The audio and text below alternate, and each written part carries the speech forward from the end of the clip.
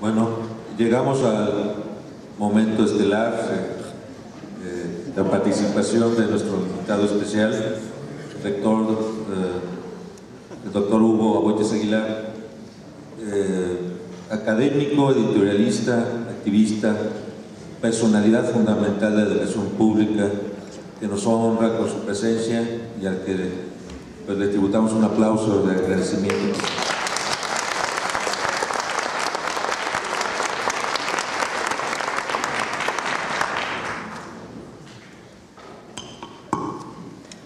Muchas gracias.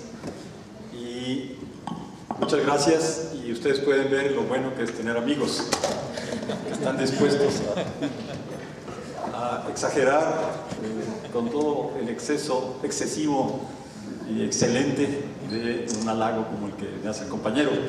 Pero pues estamos aquí precisamente entre compañeros, así que todos hemos hecho muchas cosas en la vida.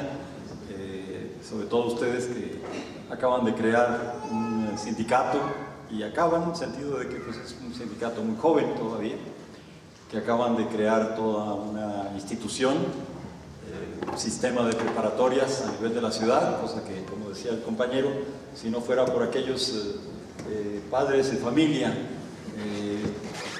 en 1990, creo, 89, 91. 99. Ah, 99. Sí, tiene razón, 99. Disculpen. No estaría el IEMS, y si no fuera por la huelga de la UNAM, pues no estaría la UACM. De hecho, si ustedes ven el pliego petitorio del CGH y las características de la UACM, pensarían que en bloque se cambiaron los estudiantes a esta institución y pusieron en práctica tal cual el pliego petitorio. Eso habla pues de que, primero, que no hay este estelarismo personal, sino que son precisamente movimientos amplios en donde los individuos flotamos ahí como corchos, tratamos de colocarnos hacia donde va la historia, no resistir un avance que todos pensamos es hacia un mejor futuro para nuestro país, para América Latina, para el mundo en general. Bien, yo lo que capto muy bien en estas intervenciones, muy brillantes porque son muy claras, muy ilustrativas de todos los que me antecedieron, es que existe dentro del sindicato un debate muy profundo. Un debate además con mucha riqueza, en el sentido de que no son consignas nada más, sino que se trata de reflexiones como las que aquí se han hecho, que parecen ir a tocar elementos fundamentales. Cuando hay un debate tan profundo, es a mi juicio, mi opinión muy personal, muy arriesgado llegar y simplemente los que llegamos pues al debate así de improviso, expresar así como el camino es por acá necesariamente. Más bien me parece que todos estamos aquí, bueno, sobre todo yo, porque incluso el secretario general de nuestro sindicato pues, tiene mucha mayor trayectoria y conocimiento del proceso del SUTIEMS, pues nos sentimos más bien en la idea de contribuir con información que pueda profundizar e ilustrar este diálogo y estas decisiones que ustedes fundamentalmente tienen que tomar. La UACM no puede tomar decisiones por ustedes. Ustedes son los que tienen que definir exactamente qué es lo que requieren, lo que piensan que es mejor, y en ese caso habrá una respuesta de la Universidad Autónoma de la Ciudad de México, pero a partir precisamente de que ustedes tomen una decisión. Por eso quisiera aportar algunos elementos para que esta discusión tenga pues más asideros, espero. Uno es un poco de historia, y algunos de ustedes a lo mejor ya han escuchado esto, pero creo que vale la pena repetirlo. Antes de que hubiera universidad ya existía la preparatoria. Durante 50 años en este país, de 1864 más o menos a 1910, no existía la Universidad Nacional. y ninguna otra universidad. Lo que sí existía desde 1870, 80 era una preparatoria, precisamente la preparatoria nacional, Escuela Nacional Preparatoria. Entonces es interesante ver que el surgimiento de una universidad tiene como simiente una preparatoria, en el caso de la historia, pues. Esta idea de que la preparatoria no solo forma parte de la universidad, sino que también es una semilla de la universidad, parte muy importante, cristalizó en un proceso, en un modelo de educación media superior y superior conjunto.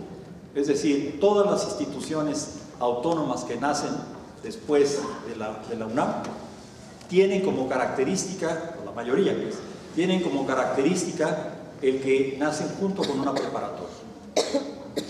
La de Sinaloa, la de Zacatecas, la de Guerrero, todas adoptan este modelo que es el de que la educación media superior y la superior deben de ir juntas, caminar de manera al unísono. Y esto es una lección interesante.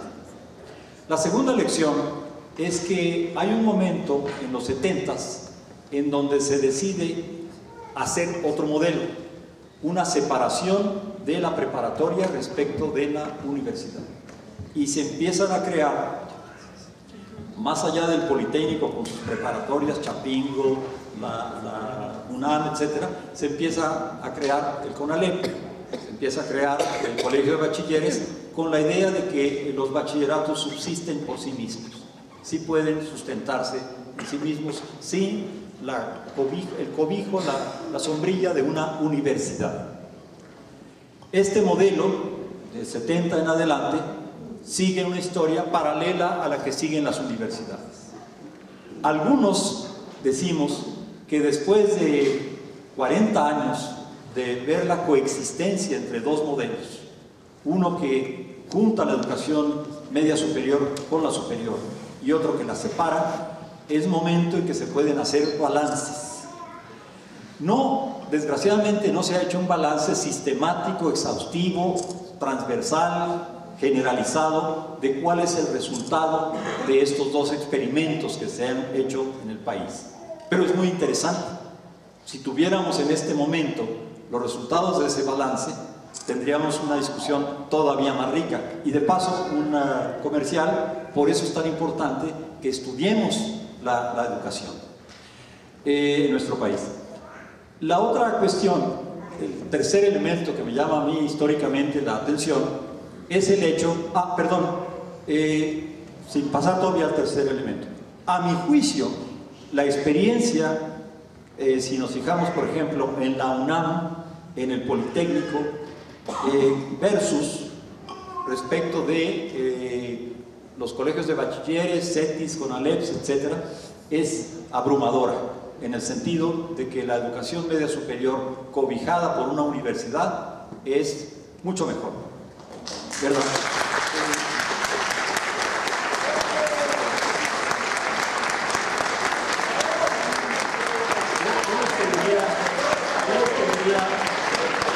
Yo les pediría una cosa: no confíen en los rectores, no confíen.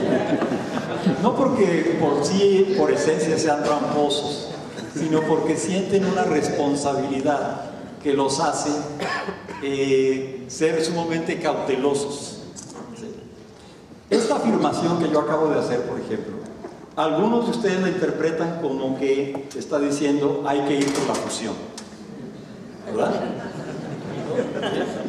No, no necesariamente. Bueno, no sé, pues. Pero lo curioso del asunto es que, si se fijan bien, esta afirmación que yo hago y sostengo, de ahí sí no me muevo, esta afirmación puede ir en cualquier sentido. Se puede crear una universidad desde la preparatoria, o se puede crear una preparatoria unida a una universidad que ya existe. Las dos posibilidades están en el aire, porque nada impide que una preparatoria pueda dar lugar a una carrera de nivel superior, o a 20, o a 30, y crearse como una universidad. ¿Sí me explico? Ese es otro elemento interesante. Si lo que pasó en la historia de hace 100 años puede volver a repetirse de alguna manera. No es exactamente lo mismo, porque ya existían escuelas nacionales, pero la figura puede ser alegórica y ilustrativa también. El tercer elemento, después de decir que esto, el tercer elemento es una pregunta también. ¿Por qué cuando se crea casi simultáneamente el IEMS y la Universidad Autónoma de la Ciudad de México, no parece haber existido un esfuerzo por crear ahí el modelo que en el paso de los años, a juicio de algunos, nos parece que es más exitoso? Es decir, la de la unidad universidad preparatoria. Y allí habría que investigar también, no solo con respuestas rápidas, sino más en serio, de qué fue lo que pasó, qué evaluación, se hizo evaluación, por qué es que se decidió avanzar por este camino necesariamente, qué fue lo que pasó cuando hubo universitarios involucrados en el proceso que podían recoger esta experiencia. Tenemos de alguna manera que escuchar testimonios sobre esto, por lo menos, para que podamos ilustrar todavía más la discusión que ustedes están dando, de tal manera que cuenten con más elementos. ¿Cuáles fueron las reflexiones? Si es que hubo reflexiones de carácter académico, o fueron estrictamente políticas, y si fueron políticas, ¿de qué tipo fue esta cuestión política? La política aquí, en esta discusión, es fundamental. La política externa y la interna. La política interna creo que la ejemplificó muy bien quien me antecedió cuando hablaba de la cuestión de las prestaciones. ¿Qué va a pasar con nuestras prestaciones como IEMS o subTIEMS cuando o en la eventualidad de una fusión? Yo le comentaba aquí al lado al secretario de nuestro sindicato, yo sé lo que va a pasar, que entonces el SUTUASEM nos va a pedir una equiparación con las prestaciones del IEMS, evidentemente. ¿Sí? En otras palabras, hay que reflexionar sobre el hecho de que una fusión acarrearía un doble régimen en muchos aspectos dentro de una sola cobertura. Es decir, no solo en las prestaciones, en los salarios también, y la cuestión también del gobierno. ¿Por qué es que algunos estarían más representados que otros? ¿Por qué en un caso habría una representación directa? Es decir, ¿cuántos votos tienen los estudiantes? Con esos votos que tienen de mayoría, eligen un representante estudiantil. Un voto, una persona. No tenemos el sistema de ponderaciones, donde un grupo tenga menos, otro sistema de representación, porque sería crear dos regímenes dentro de una misma cobertura distintos. Y alguien podría decir, es injusto lo nuestro, o es más justo lo de ellos, en fin, y tendrían razón, ese es el problema. En la UASM tenemos la siguiente situación. Se habla de comunidad universitaria y estamos ahí todos, trabajadores, estudiantes, profesores, trabajadores administrativos, académicos, técnicos, manuales, todos. Y se habla de comunidad académica, que incluye solamente a los docentes, investigadores y los estudiantes. En el Consejo Universitario tienen voz y voto los representantes de la comunidad académica. Es decir, que los administrativos, técnicos y manuales no tienen voto. Tienen voz, pero no votan. Y claro, hay dentro de esta situación la queja que ocasionalmente surge por parte de los trabajadores administrativos ¿por qué nosotros podemos hablar pero no votar? Y hay toda una discusión y una explicación respecto a esto, no quiero meterme ahí. Pero es este caso de los regímenes o regímenes diferenciados en el seno de una misma casa, ¿sí?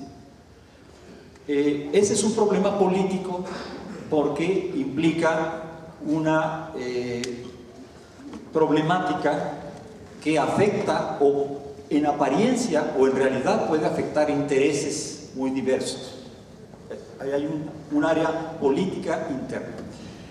La política externa es, creo yo, también clara. La UACM está ahorita en un momento en donde lo que nos decía el profesor Javier es perfectamente cierto, lo que nos da la Asamblea es insuficiente. Sin embargo, como una especie de alivio tenemos el apoyo federal que nos da 150 millones adicionales a los 1.059 que nos dio la Asamblea, y tenemos la promesa del gobierno del DF que no se va a cobrar con esos 150 millones los 1.059 que nos dio, es decir, que no los va a descontar y contarlos como si fueran parte de lo que él nos da, cosa que se pretendía hasta hace 2 meses. Afortunadamente marchamos y logramos la promesa del gobierno del DF en el sentido de que nos van a respetar los 150 millones adicionales. La situación del IEMS es muy distinta. El IEMS estaba con una muy directa, inmediata y clara amenaza. La UACM no. Y eso crea una situación política distinta. Si de repente cambiara la situación política externa para la UACM, evidentemente que el punto de vista de los trabajadores, de los estudiantes en la UACM sería distinto. Es decir, si de repente tenemos una política agresiva por parte del gobierno del DF o del gobierno federal, pues evidentemente que se va a galvanizar y se vería entonces como un clima mucho más adecuado desde la política externa para pensar en una idea de caminar juntos. Entonces, hay realidades. Sé que una encuesta realizada entre los trabajadores del IEMS fue totalmente favorable a acercarse a la UACM, pero yo me temo que una encuesta semejante entre estudiantes y trabajadores de la UACM no necesariamente tendría un resultado igualmente abrumador. Creo que habría un clima de cautela. ¿Qué significaría esto? Y en ese sentido es donde yo me coloco en una posición de mucho respeto. Respeto al proceso que ustedes tienen que hacer, de decisión, de ponderación de todos los elementos. Respeto también lo que tiene que ver con la propuesta que hacía el profesor Javier, interesante, de que una cosa no excluye a la otra. Él planteaba la posibilidad de comenzar con una autonomía y luego avanzar a una fusión. Pero también respeto a mi propia comunidad, y ahí es donde les digo que no confíen en los rectores. Bueno, obviamente que yo diría, no porque seamos tramposos o deshonestos, sino porque tenemos este peso, que una postura así decisiva, definitiva, clara, del representante de la UACM sobre este punto, que no ha sido discutido entre la comunidad UACMita, que obviamente tendría que ser parte del Consejo Universitario, parte de la discusión del Consejo Universitario, pues no puede tomarse un rumbo definitivo en un debate como este. Primero porque somos respetuosos de su propio debate, y entonces no se vale desde fuera decir, pues fíjense que a ustedes lo que más les conviene es esto, que ya de entrada la misma frase es bastante autoritaria. Lo que a ustedes les conviene, yo ordeno, instruyo, es esto. ¿Vale? No toca, creo yo. Sobre todo les digo cuando no está uno metido en la discusión. Y pues respeto con la propia comunidad que uno tiene. Lo que sí es muy claro, y sí podemos desde ya comenzar a avanzar, es que nos ha faltado en la historia de nuestras dos instituciones más cercanía de básica solidaridad. No tenemos una historia, una serie de eventos donde de manera conjunta hayamos siquiera planteado la necesidad, por ejemplo, de más lugares para la educación superior, media superior y superior en la ciudad. No tenemos una postura común, y sí la podemos tener respecto al examen único, por ejemplo. No tenemos una postura común sobre cuál debe ser la responsabilidad del gobierno del DF y del gobierno federal, porque no es solo, es un problema nacional, no es una cuestión de cada estado, de la educación de los jóvenes. No tenemos tampoco ahí, no tenemos una postura común expresa respecto de la cuestión de las revisiones salariales y contractuales. Yo sé que es un tema muy delicado, pero yo creo que sí es importante que en lo que tiene que ver con la adquisición de recursos para las respectivas demandas, por lo menos, puedan tener un sustento y una respuesta clara desde la institución. Creo que ahí sí claramente podemos avanzar mucho. Y podemos avanzar como sindicatos, pero me parece que sería muy importante que también lucháramos por avanzar como instituciones. El cambio de director general del IEMS, ¿no? Conozco personalmente al nuevo director, pero no tengo más conocimiento, pero todo cambio presenta la oportunidad de hacer una mayor presencia en términos de no puede el IEMS estar solo, no puede la UACM estar sola discutiendo cuestiones que son básicas para la educación de los jóvenes del país, porque eso es lo que hay que poner en primer lugar. Si ponemos en primer lugar la prestación fulana o la prestación mengana, no vamos a ningún lado frente a la ciudad, que es lo que necesitamos, el apoyo de la ciudadanía. En ese sentido, me da muchísimo gusto que ustedes estén en un debate muy intenso.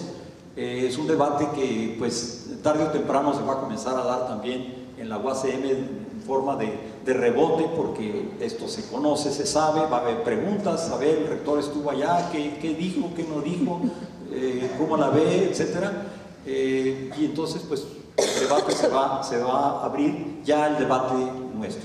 Lo que sí me da mucho gusto ver que le apostamos de los dos lados, del IEMS y de la UACM, al debate, a la discusión, a ponernos de acuerdo, a usar la mayor información posible, a tener las cosas claras, respetar el hecho de que muchos no están en el debate todavía, estoy hablando de la UACM, respetar eso y eso nos puede llevar a un proceso muy rico de acercamiento en los niveles donde podamos hacerlo. Muchísimas gracias por la invitación y bienvenidos a su casa.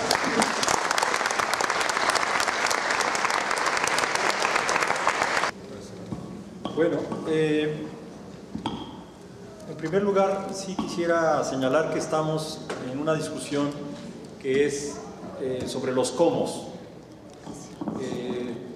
Creo que la primera parte de mi intervención, muy claramente desde un punto de vista pues de académico, investigador, señalé pues que la historia apuntaba en una dirección muy clara, en el sentido de que una preparatoria, un bachillerato aislado no tiene la misma proyección que puede tener un bachillerato que está cobijado por una universidad. No lo digo yo, trato de decir que lo dice la historia misma. Entonces ese punto está salvado.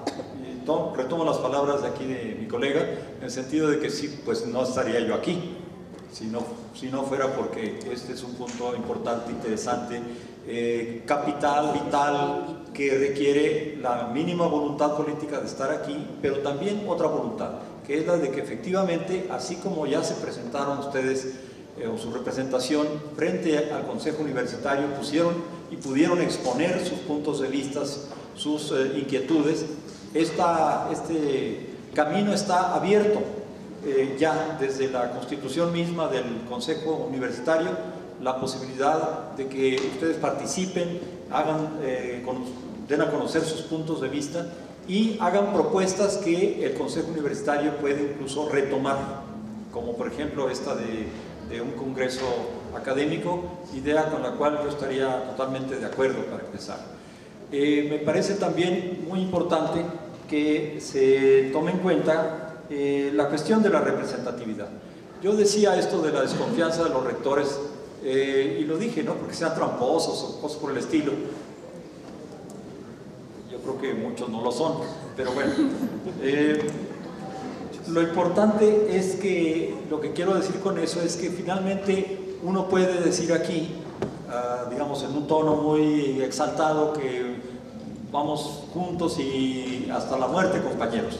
Pero si la comunidad dice, pues no, entonces va uno a parecer como alguien que no tiene palabra. Y en ese sentido es que yo decía, no hay que creerles, si es que respetan precisamente lo que aquí se ha señalado, respetar a la comunidad, los integrantes de una organización, los integrantes de una comunidad universitaria. Especialmente en la UACM esto es muy claro. El eje fundamental de las decisiones en esta universidad pasa a través del Consejo Universitario. El rector no puede crear carreras, no puede definir congresos, no puede contratar personas, si no es a través de un proceso que designe el propio Consejo Universitario.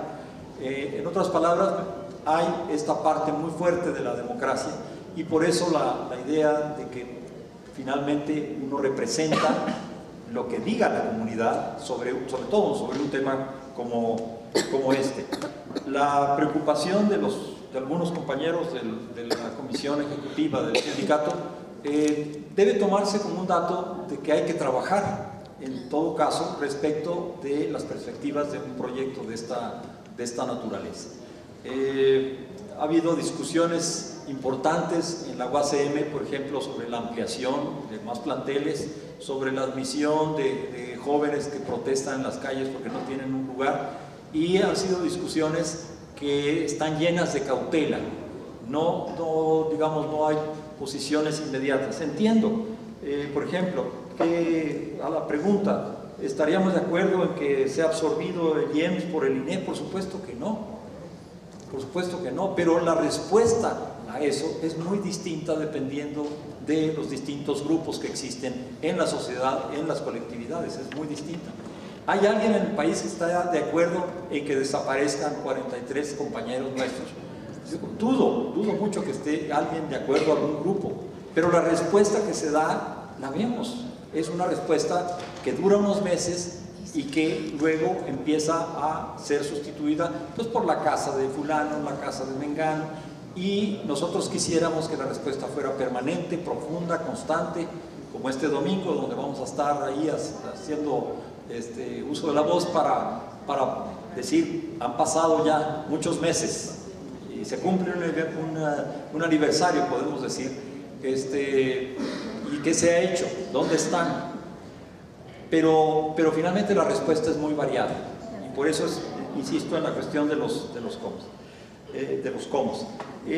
Es posible que el IEM se pueda convertir en un instituto con una proyección como capacitador de profesores, investigación, difusión. Por supuesto que sí, perfectamente posible. Y yo aquí incluso señalaba que es posible que se convierta en una otra universidad a partir de la propia educación media superior. También eso es posible. La cuestión de la apertura ya está, la cuestión de la escucha a la comunidad, pues sí, también. Entonces, en resumen, el punto de la apertura sí estaría a la disposición de una comisión de ustedes o de una persona o de un grupo. No hay en ese sentido límite alguno. A veces se limita la participación en términos de tiempo, si son muchos los oradores, pero yo aconsejo una presentación de 2 o 3 personas o una representación de 2 o 3 personas que plantee claramente el sentir de esta colectividad respecto de la UACM, que haga las preguntas para que se empiecen a dar respuestas. Una primera respuesta sería que se defina, por ejemplo, la idea de un congreso académico. A mí me parece que sería muy buena idea, independientemente de que hubiera este proceso de fusión o de autonomía. La idea de que podamos acercar los dos proyectos, ya lo decía al final de mi intervención, es magnífica. Estaríamos totalmente de acuerdo. Gracias.